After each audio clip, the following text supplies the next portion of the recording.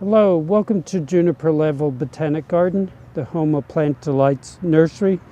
This is one of my favorite spring floral displays, believe it or not.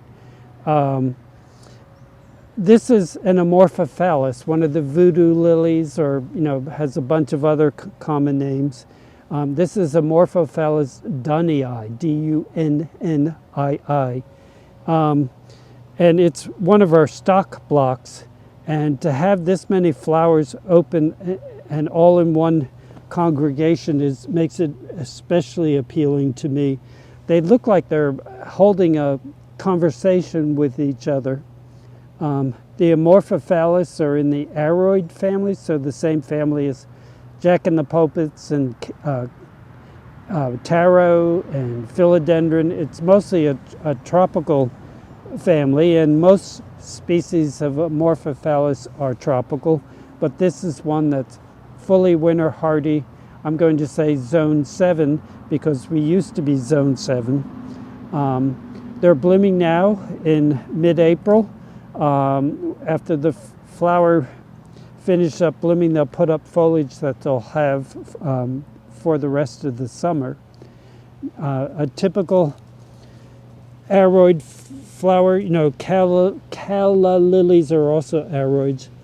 This is, the whole family is characterized by a spadix and a spathe. The spathe is a modified leaf that is acting like a petal.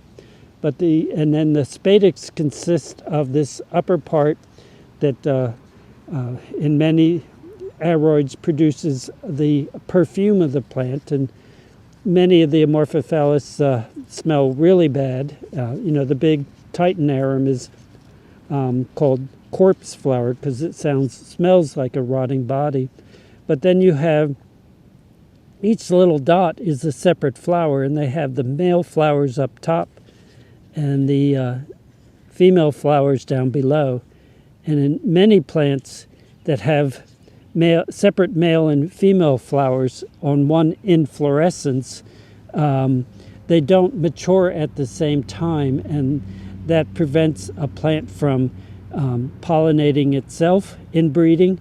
And so the flies or whatever that are attracted to this flower will travel from one inflorescence to another and just happen to be delivering pollen to the female flowers that are receptive at that point. This is not very smelly at all. I'm not really getting any fragrance, but some of the other Amorphophallus are powerfully fragrant. You'll smell them long before you see them. They're super easy garden plants.